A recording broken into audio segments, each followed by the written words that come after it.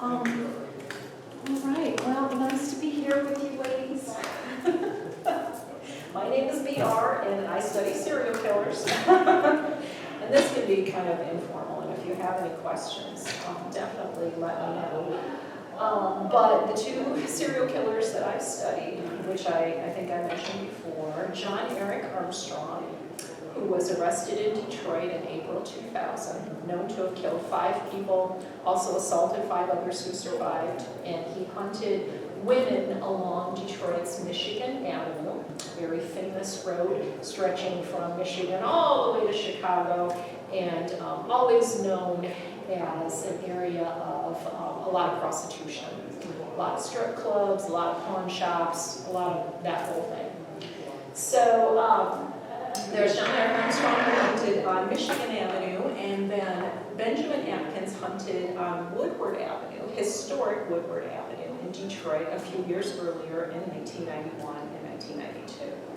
And when I say I study serial killers, I say that because I find very fascinating the psychological aspect of it, the human element of it, because I know I would never cross that line to take a human life. Most of us would never cross that line to take a human life. And so what makes this person, these 2 people in particular, willing to do that? And that's really what I found to be the million-dollar question in it, and what I hopefully set out to maybe answer the million-dollar question, or to at least provide enough material for the reader to draw their own conclusion. Because you have 2 very interesting subjects from a psychological perspective. You have a man who was considered the boy next door, who lived a normal life. He had a couple different jobs. He had been born and raised. Armstrong was born and raised in New Bern, North Carolina. He was born in 1973. And when he graduated from high school, he went into the U.S. Navy. And that was in 1992. And so he was stationed aboard the USS Nimitz, and he spent most of the 1990s aboard the Nimitz. And for a small town boy, he got to travel to all of these places around the world. The Nimitz was ported in Washington State at the time, the Seattle area, Washington State. But it went all over the place. The United Arab Emirates, Hong Kong, Thailand, Singapore. He went to Hawaii a few times. And then eventually, when it came back for servicing, it came into Norfolk, Virginia, and stayed there for a while, and I think it was ported out of there. And actually, the Nimitz, I believe, is considered to be the Navy's longest-serving vessel. It's an aircraft carrier. There was even a book, or there was even a movie that was set there, a time-traveling sci-fi movie in the 1980s that was set there that I watched recently. That was very interesting because it was actually filmed aboard the Nimitz. But it's an interesting ship too, and it kind of has a little bit of its own little running over the years. So Armstrong lived a very normal life, serving in the Navy. And then when he was discharged, honorable discharge from the Navy, he had met a woman aboard the ship that he married, and she was originally from Michigan. So that was why when they both got out of the Navy in 1998, they lived in Norfolk for a while. And then they decided they were going to come to Michigan, where her family was. And so they stayed with her family in the suburb of Dearborn Heights. And there he began to commit his crimes in Detroit. The first person we know he assaulted, her name was Natasha. She was from Grand Rapids, and she would travel to Detroit on the weekends to make some money. She actually is kind of unusual in that most of Armstrong's victims were drug-addicted women at risk on the street. And she was on the street, but she had a home that she went back to, and she was not drug-addicted. She was there to make some money. She's very honest about that to this day. And I actually remain friends with her to this day, a few years since I've done my research. So he attacked Natasha August 1999. And then he cooled it for a while, and then he attacked his next 2 people in December. One died, one did not, and then from there it just escalated, and he got faster. And so End of December, early January 2000, he killed another person, Wendy Jordan, in Dearborn Heights, actually. That was the one person he left outside of Detroit. And then just boom, boom, boom, a bunch of people from there. Several more people were assaulted. And hi there, welcome. Come on in. So he was, while he was committing his crimes, he was living a very normal life. He had a wife by that time. By the time they came to Michigan, they had a toddler son. And he worked regular jobs. He worked at Detroit Metro Airport as a refueler for a while. He worked at the Target store in Dearborn Heights. And ironically, one person who shopped at the Target store while he was working there ended up being the attorney who prosecuted him a couple of years later. Betty Walker, who has been interviewed on TV docs about the case herself. So it blew her mind that she had shopped at that Target store. And she said, even when I saw him in court, he just struck me as the boy next door. I kept hearing that phrase. There was a woman who worked with Armstrong at the Target store who said also, he was like the boy next door. That was how he struck people. And I think that should be the most chilling part of his case for us, is that he looks like any one of us. He blends right in. He does not look like a killer. Now we'll contrast that. We'll use that as a segue over to my other subject, Benjamin Atkins, who you could argue he looked quite a bit rougher, and maybe he did look a little bit more like a killer, but still, you just don't picture people that you know being of a criminal nature. But Benjamin Atkins was originally born in Ohio.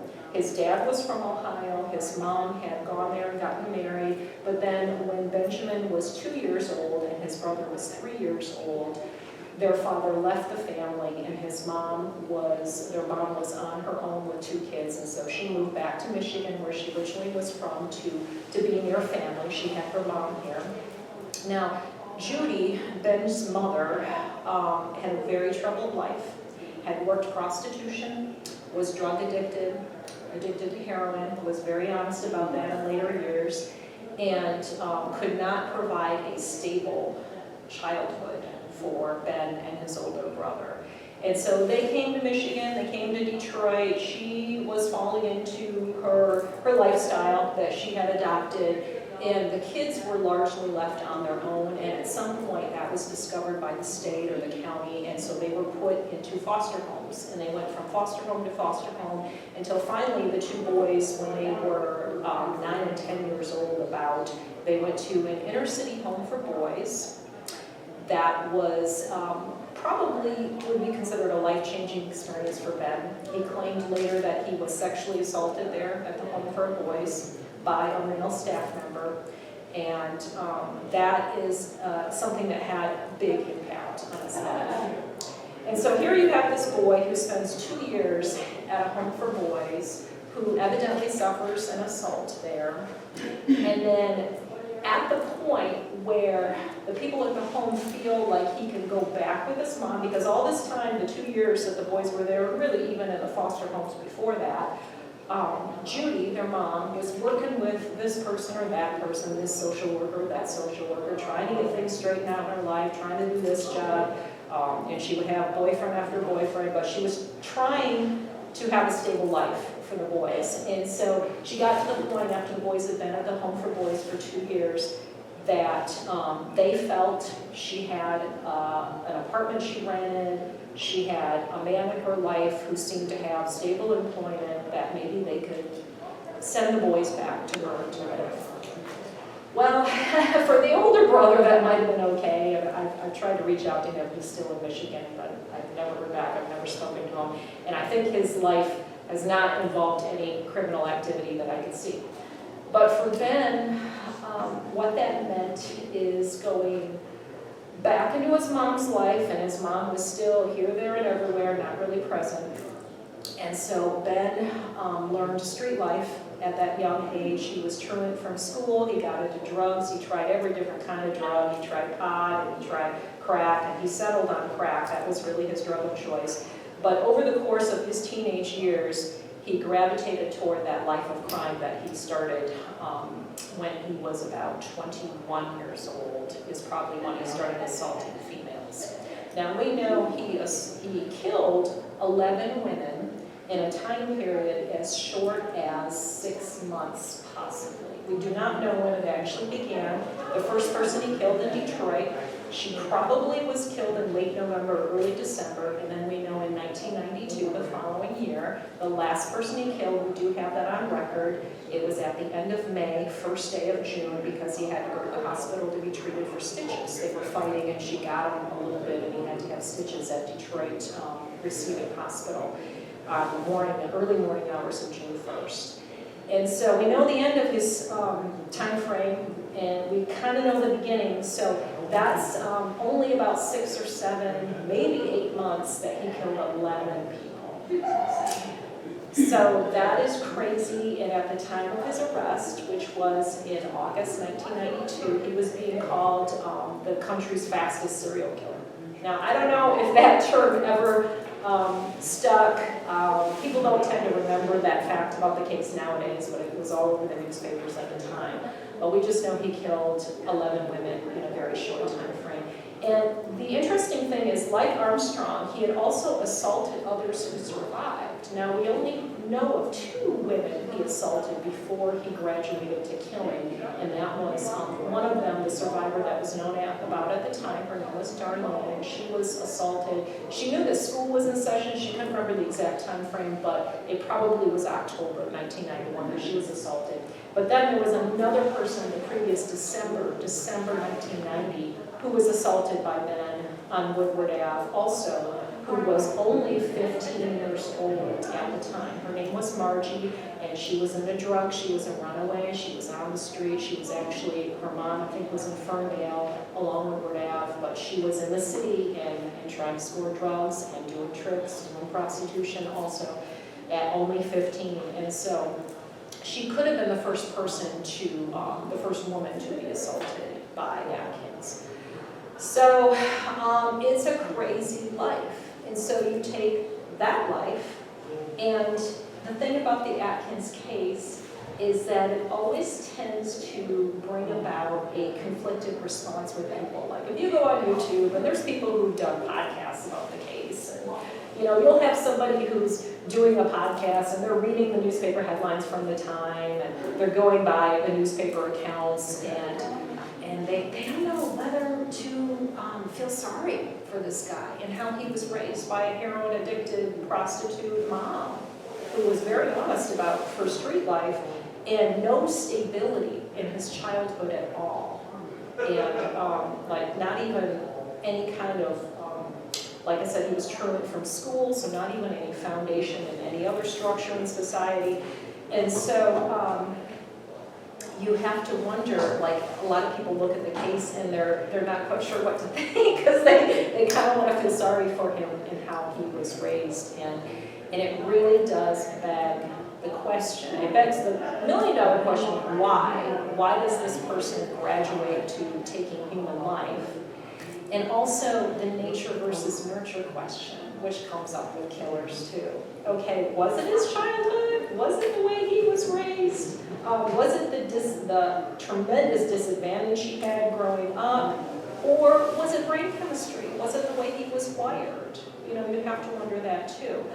And for both of these killers, I mean, it's a cop-out answer, but I have to settle on it's a mixture of both for both of them. I really can't point to one thing or another. I honestly think from talking to Armstrong myself, sitting down with him at the prison in Jackson, that I honestly think he doesn't know where this came from, why he killed. There are things that happened to him in his childhood that may have contributed, but I also have to wonder about the brain chemistry issue. So I do wonder in these killers if it actually is some kind of wiring that they're born with. Atkins was, yes, and yes, and I think that does. They argue it does change your brain chemistry. Now, there were people who were interviewed by the media at the time of the case, on the Atkins case in 1991 and 92, who said that they knew him, like they lived in the same building for a time when he was couch surfing or whatever, that he would change. And even Margie, the first survivor I mentioned, the original survivor, she said as soon as he started smoking a crack, somebody flipped a switch. He was a different person. He was in demonic, she said. So, okay, is that a huge factor? Is the crack use a huge factor in his escalating to murder? I don't know. Another interesting aspect of the Atkins case is that after he was arrested, and it has become a bit of a cliche for serial killers, FBI profiler John Douglas will tell you, but Atkins did claim to hear voices after he was arrested. So, it's like, okay, did he hear voices? I don't know. It was fairly convincing. He told police when he was interviewed about 3 distinct personalities that he had living with him. So it was almost about like a 3 Faces of Eve type of thing, to where one was nicknamed Tony, and that was his street name that he used when he was out there on Woodward Ave. One was named Mayola, who was also the name of his grandma.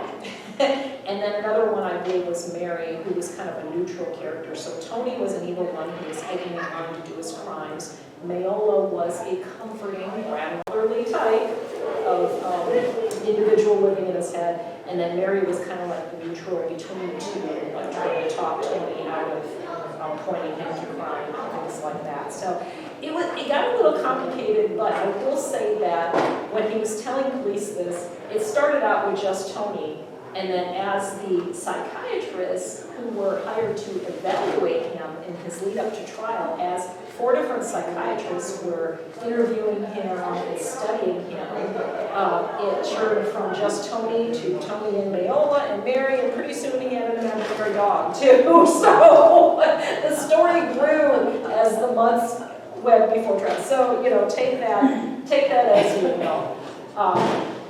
His defense attorney, Jeffrey Edison, wonderful man that I interviewed a couple of times and was so helpful for this case. He did, when it came time to try Atkins, which was January 1994, he was going to attempt an insanity defense. It did not go anywhere. He was evaluated specifically for that, and he was determined to not be meeting Michigan's definition of insanity. So that could not. So then the lawyer was left with, okay, I've got these confessions he made, because he did confess to his crimes with police. I've got DNA evidence that were found with 1 or 2 of the victims that did tie him with the victims. And then I've got the survivor account, Darlene, eyewitness. This is the guy who attacked me. So his lawyer had all of that to overcome, and he did not. He gave it his best shot, and he did not overcome it. So Atkins was convicted in April 1994 and sentenced to multiple mandatory life sentences in Michigan's correctional system. And then he was incarcerated in 1994, and then he died in 1997, September 1997, of HIV/AIDS. So there's another element we'll throw in there, because if you remember, okay, thank you. If you remember when HIV first came on the scene in the 1980s, they were saying that people would be infected for probably about 10 years before it would kill them. So if you think of it in that terms, before all the drugs and the technology that we have nowadays, he could have had that in the 1980s, in his teen years on Woodward Avenue, doing drugs, sharing meals, whatever he was doing. He was also working prostitution himself. So yes, Atkins is also a very interesting specimen in the serial killer world. And so I have been fascinated by the human element, and that is what keeps me looking at these guys. And I do a blog where I compare Atkins or Armstrong with another well-known serial killer like a Dahmer or a Bundy or something like that. It's called Killer Comparisons. I'm also on Substack for that too, so if you want to read more about that. But thank you very much, and if you have any questions, I'm at my table. Thank you.